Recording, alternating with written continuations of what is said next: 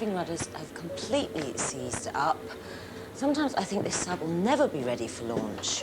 Where is the oil? Oh, great. Another scientific investigation.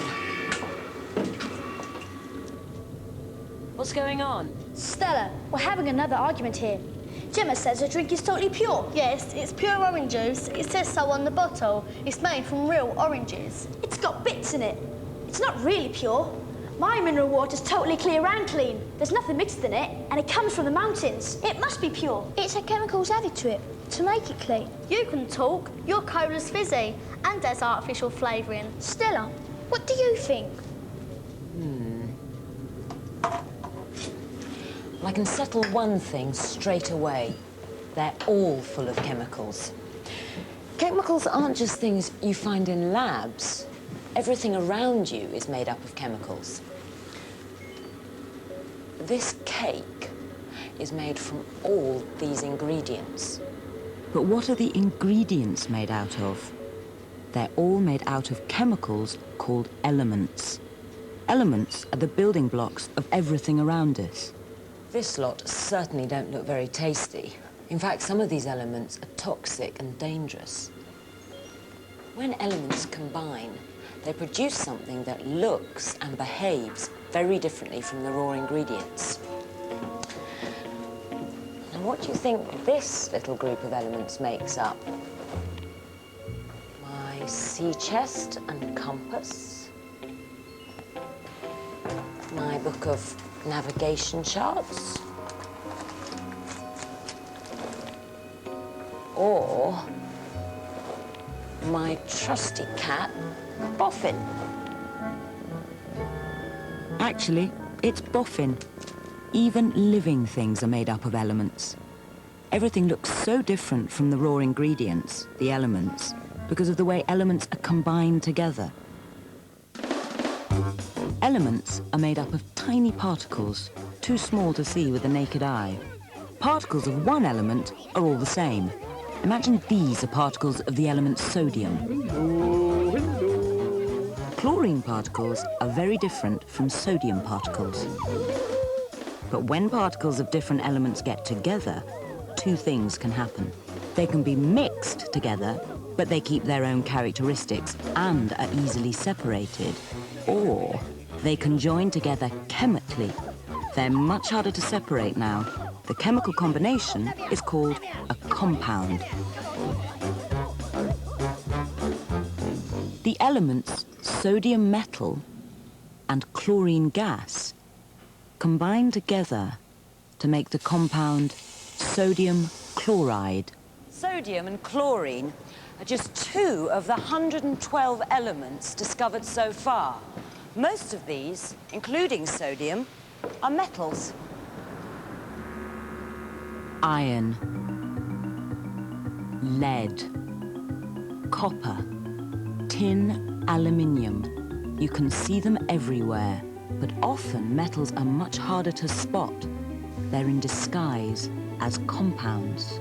All iron on Earth starts off like this and often ends up like this. Neither this rock nor this rust look like metals at all, but they both contain iron combined with oxygen to make the compound iron oxide. But a few metals can be found in a pure state naturally on Earth, including the most precious metal in the world. And Femi's out to get some.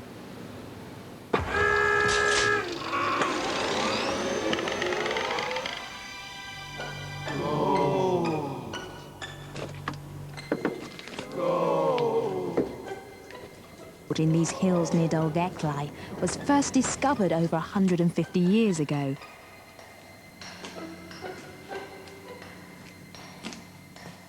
The Victorian miners tunnelled into the hills in the hope of great riches.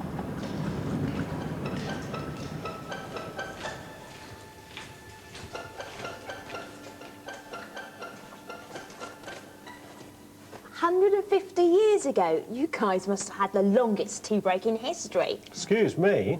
Hello, Femi. I'm Roland. I'm in charge of the mine today. So you're still finding gold here today? Yes, that's right. Though we have to go deeper to find the gold. The Victorians worked all these upper levels. Let's go. Today, tourists can visit this part of the mine, but Roland is taking me deeper underground. Gentlemen first. As the years pass, the miners have to tunnel deeper and deeper to find new veins of rock containing gold. This white vein is where the gold is found. Yes, I think I can see it. Little specks of gold just sparkling.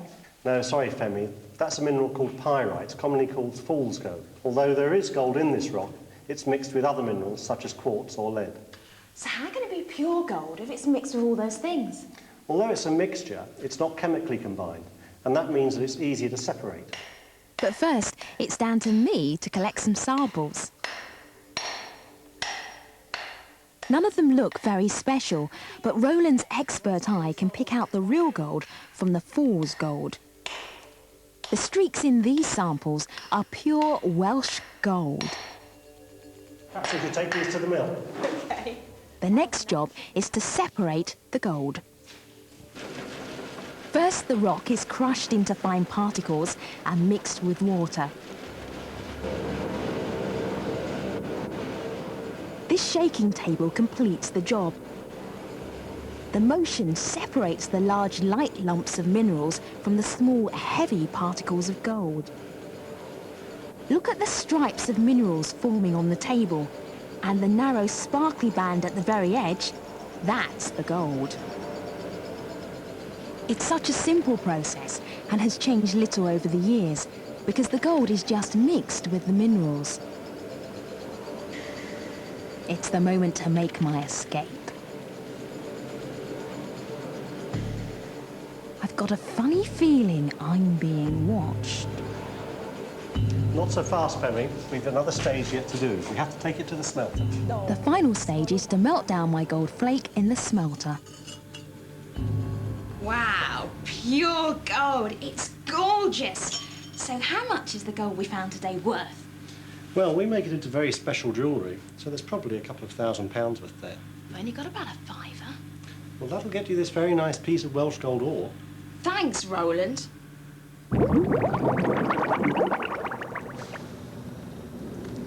Pure gold may be hard to find, but it's easy to separate once you've found it, because it's just mixed with other substances. Most metals found naturally on Earth are chemically combined with oxygen as compounds, and separating them is much harder. This yellow powder is lead oxide. It looks nothing like the metal lead, does it? It's impossible to separate the lead from the oxygen by sieving or shaking. Instead, I need to heat it with carbon, the black powder, to produce a chemical reaction. Eventually, it releases tiny drops of molten metal, pure lead. Here's a very familiar compound, water. This apparatus uses electricity to release the elements which make up water.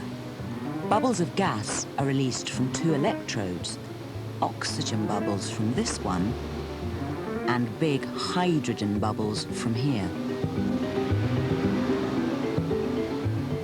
The oxygen and hydrogen collect in the top of the tubes. But look, there's twice as much hydrogen as oxygen. Why? When particles join together in a compound, they cling together very firmly. The combinations are called molecules. The particles can only join together in specific combinations. In water's case, it's 2 hydrogen particles for every 1 oxygen particle. No extras are allowed. All molecules in a compound are the same. Hydrogen, oxygen, sodium, chlorine, gold, lead, copper, tin.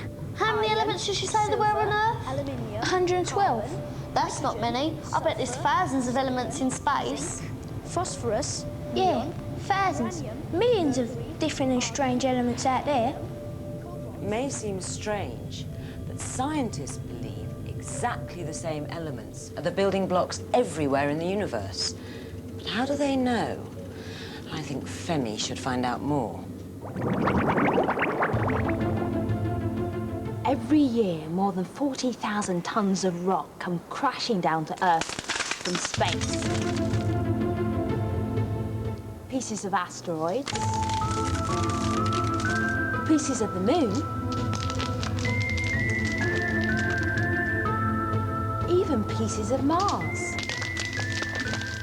They're all called meteorites and have travelled millions of miles through space and end up here on Earth. Thanks, Alec. This masonry, courtesy of Alec, hasn't had quite such a long journey. But in this building, some rather more interesting specimens. Every year, the Natural History Museum receives samples of meteorites from all over the world for analysis. Finding out exactly what meteorites are made of can tell us a lot about where they come from.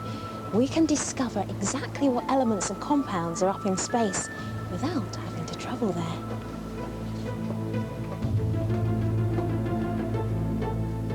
I've come to meet the person in charge of analysing meteorites.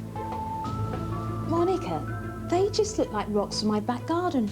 What makes them special? Rocks from space often do look like rocks on the Earth, but actually they are very different.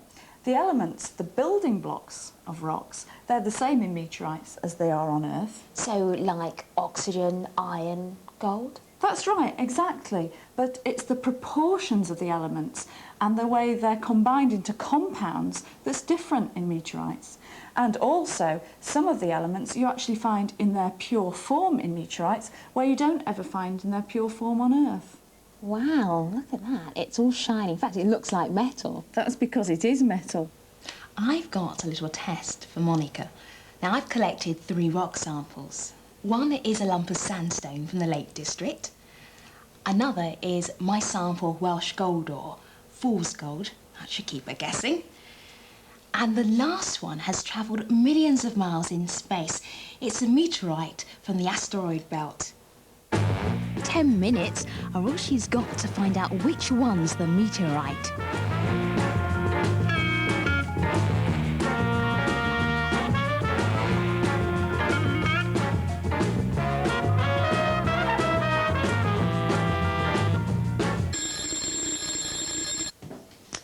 So, Monica, time's up. What do you think? I think you found this one in your back garden. I think this is a sandstone. It's a reddish colour where the iron in it has been oxidised. It's completely non-magnetic. Absolutely.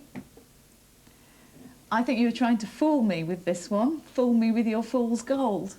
This is the iron pyrite from the Welsh Hills. Again, completely non-magnetic. But look at this one. This is the meteorite. It's the pure metal, it's made of iron, it's magnetic, and it's very heavy. This has come from the asteroid belt. Well, Monica, not bad at all. In fact, you're officially science in action. Brilliant. Thank you.